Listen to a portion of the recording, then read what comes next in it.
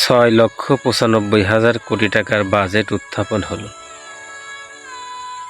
অনেকের জন্য অনেক কিছু বরাদ্দ হলো, অনেক খাত অনেক কিছু পেল, কিন্তু আমরা কৃষক কিছুই পেলাম না।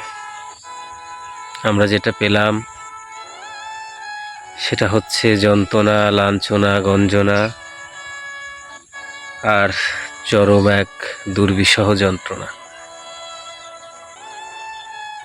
কৃষিপণ্য যা আছে, কৃষকের উৎপাদিত ফসল, ধান, গম, পেঁয়াজ, মসুর, রসুন ইত্যাদি আরও যা আছে, সব কিছুর দাম নাকি কমবে, দাম বাড়বে। রড, সিমেন্ট, ইলেকট্রনিক পণ্য, যারা বিড়ি সিগারেট খায় এদের খাদ্যদ্রব্য,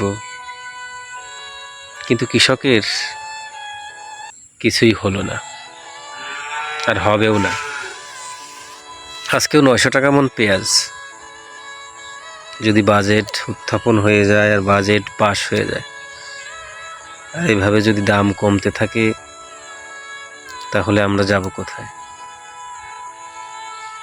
আমি বুঝি না, জানি না সরকার, কৃষিমন্ত্রী, রাষ্ট্র যারা পরিচালনা করেন, এদের কানে কি আমাদের কথা পৌঁছায় না? কোনো উপদেষ্টা, প্রধানমন্ত্রীর কানে কি বলে না যে কৃষকের এখন এই হাল হাকিকত? ইন্টারিম গভর্নমেন্টের সময়, ইউনূস সরকারের সময় পেঁয়াজ এই সময় 2,1800 টাকা। কত আন্দোলন, কত সংগ্রাম! আমার জীবনে এত আন্দোলন দেখিনি, এত অবরোধ দেখিনি, এত মব দেখিনি, যেটা ইউনূস সরকারের সময় হয়েছে। তাও কিন্তু পেঁয়াজের দাম ছিল 2,2500 টাকা।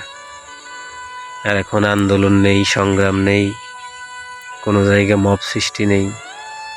হয়তো পেঁয়াজের একটু উৎপাদন বেশি হয়েছে, আর তাতেই কি এত দুরবস্থা? দিন শেষে আমরা কি পেলাম? এই 120-22 দিনের সরকার কৃষককে কি দিল? আমরা এই জবাব কার কাছে চাইব, কার কাছে রাখব?